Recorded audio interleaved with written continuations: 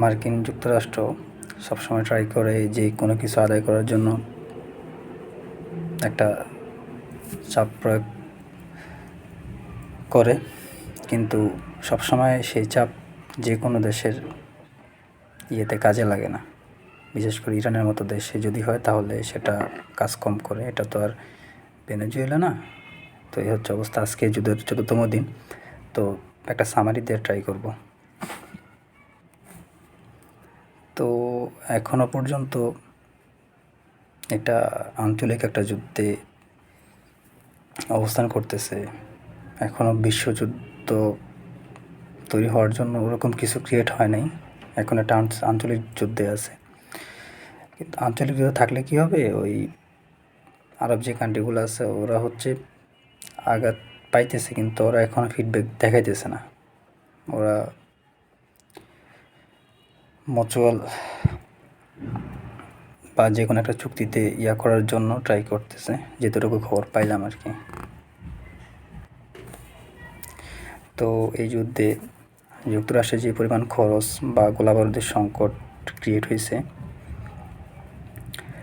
তো ওই গোলাবারুদের সংকট কাটানোর জন্য মার্কিন যুক্তরাষ্ট্র দক্ষিণ কোরিয়া থেকে তার যেই ঘাঁটি আছে ওখান থেকে হচ্ছে যেই এয়ার ডিফেন্স সিস্টেম আছে ওখান থেকে ওটা অঞ্চলে নিয়ে আসছে। মানে এতটাই ঘাটতি লাগছে আর কি।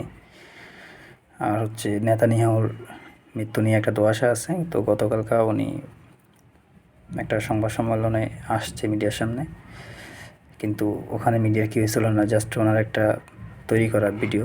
তো এটা নিয়ে আর কি সমালোচনা আছে যে এটা হচ্ছে এআই ডিপফেকের দ্বারা তৈরি করা।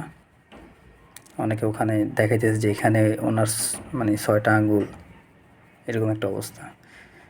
তো জানি না নেতানিয়াহুর কী হইল, এখন ওরকম মানে শিওর না যে উনি মারা গেছে কিনা বা উনি জীবিত আছে কিনা।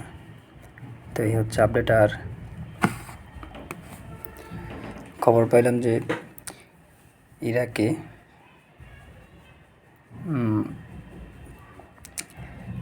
ইরানের যেই মিলিশিয়া গ্রুপ আছে তোদের উপরে অ্যাটাক হইতেছে ড্রোন দিয়ে।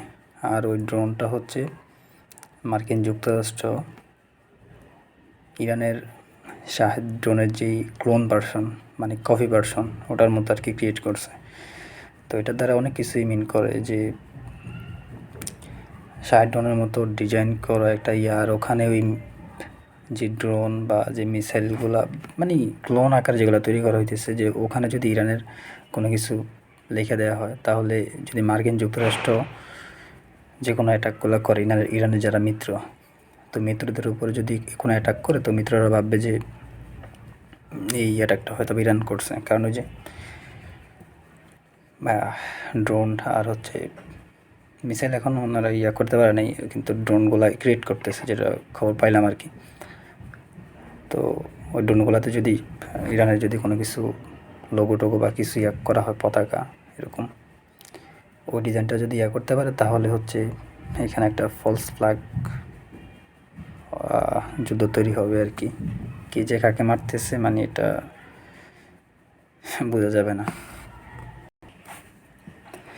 আরেকটা নিউজ হচ্ছে মার্কিন যুক্তরাষ্ট্র যেটা মানে ডিপের খবর, সেটা হচ্ছে মার্কিন যুক্তরাষ্ট্র চাইতেছে যুদ্ধবিরতির, কিন্তু ইরান বলছে যে যুদ্ধবিরতিতে তারা রাজি না, তারা যুদ্ধ চালায় যেতে রাজি। তবে ওই দিন মাসুদ পেজেশকিয়ান ওদের প্রেসিডেন্ট, উনি আর কি 3টা শর্ত দিয়েছিল যে এই 3টা শর্ত যদি মানা হয় তাহলে এই যুদ্ধ বন্ধ করা যেতে পারে। 3টা শর্ত একটা হচ্ছে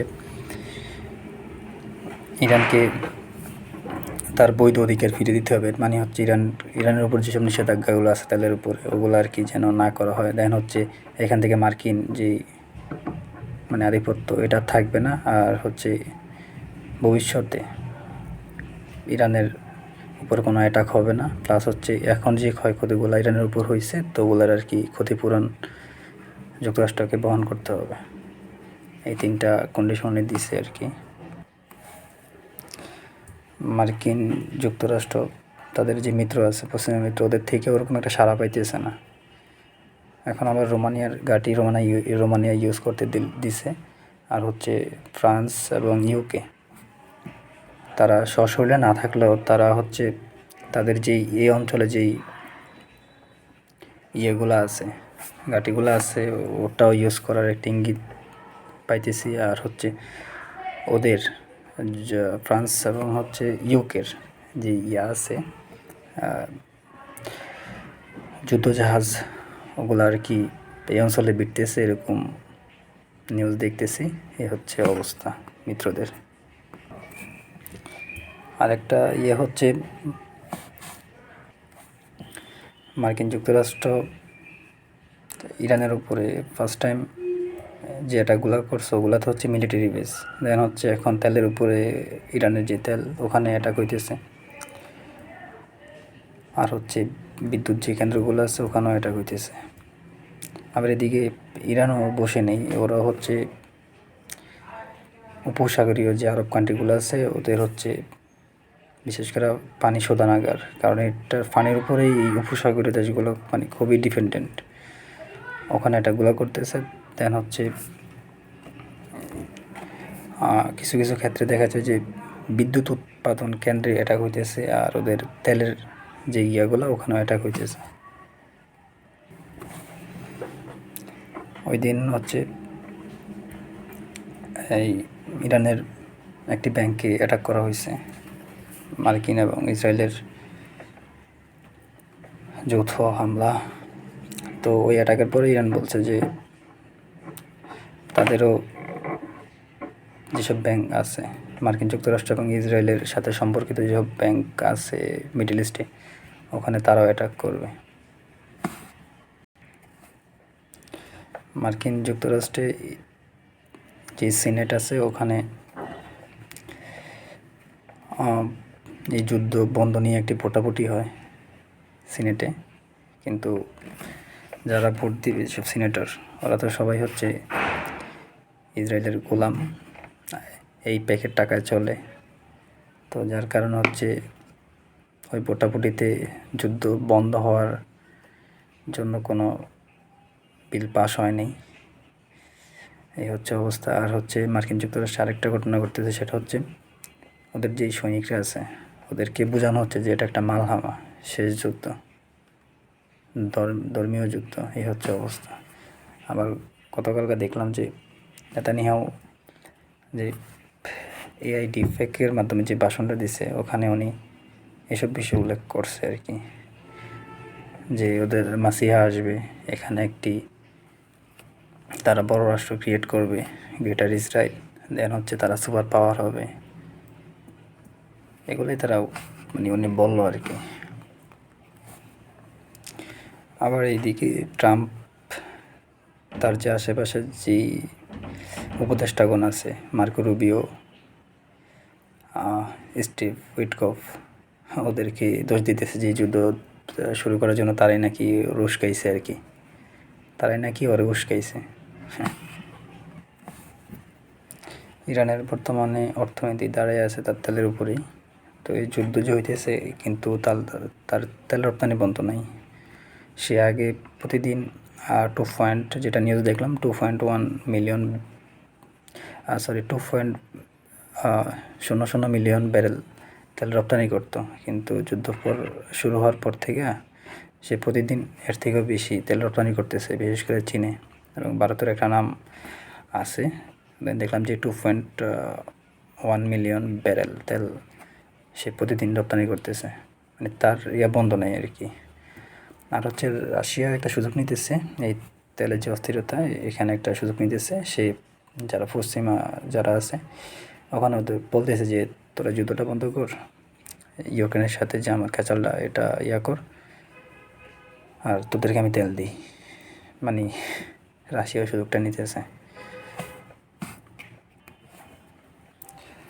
আর হচ্ছে হরমুজ প্রণালীর একটা ঘটনা আসে, এখানে ইরান নাকি মাইন পুঁততেছে, এরকম একটা নিউজ আসছে, কিন্তু ইরান বলতেছে যে আমরা এখানে কোনো মাইন পুঁতি নেই। আর হচ্ছে মার্কিন যুক্তরাষ্ট্রের যে প্রেসিডেন্ট ট্রাম্প উনি তার নৌবাহিনী আছে যারা ওদেরকে কমান্ড করছে যে এখানে যে জাহাজগুলো আছে ওদেরকে তুমি করবা আর কি, প্রোটোকল দিবা, তুমি প্রোটোকল দিয়ে নিয়ে আসবা। কিন্তু নৌবাহিনীর পক্ষ থেকে জানানো হয়েছে যে মানে মার্কিন নেভি ওদের ওখান থেকে বলা হয়েছে যে না আমরা এটা পারবো না করতে। চিন্তা করছেন সে একটা প্রেসিডেন্ট, তার কথাই শুনতেছে না, এই হচ্ছে অবস্থা। আর হচ্ছে আরবরা ট্রাই করতেছে, কারণ কত ঘটনা আমি আর আপনি জানি। সব তো চলে হচ্ছে আপনার অন্ধকার একটি রুমে, 4 দেয়ালের রুমে। তো ওরা এই যুদ্ধ বন্ধ নিয়ে ট্রাই করতেছে। আর হচ্ছে এখানে মানে সবাই তো ট্রাই করতেছে না যুদ্ধ যে বন্ধ হোক, সবাই ট্রাই করতেছে না, ট্রাই করবেও না। তো দুই একটা দেশের নাম শোনা যেতেছে যে যারা তার ক্ষতি বুঝতে পারতেছে, তোরা আর কি ট্রাই করতেছে যে এই যুদ্ধটা বন্ধ হওয়া উচিত, কারণ না হয় ইরানের সাথে ওরা শেষ হয়ে যাবে। আর হচ্ছে সৌদি আরব পাকিস্তানের সাথে যে ডিলটা ছিল পারমাণবিক একটা নিরাপত্তা দিবে, এর বিনিময়ে সৌদি আরব অর্থনৈতিক নিরাপত্তা দিবে পাকিস্তানকে, এরকম একটা ডিল। ওই পাকিস্তানকে সৌদি আরব এখন ডাকতেছে যে তুই আমার নিরাপত্তা দিয়ে, আমার তো অবস্থা খারাপ। তো পাকিস্তানের পক্ষ থেকে একটু হাকডাক করা হয়েছে, তো পাকিস্তান পারবে না, যেহেতু এখানে চীনেরও একটা স্বার্থ আছে। তো পাকিস্তান চীনের কাছেও ধরা আছে, তো সেক্ষেত্রে পাকিস্তান বেশি একটা সুবিধা করতে পারবে না, আর তার পক্ষে এটা সম্ভব না।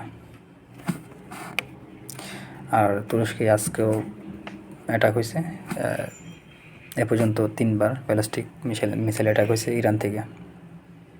তো জানি না এগুলো কে করতেছে, কেন করতেছে, বুঝতে পারতেছি না এখনও।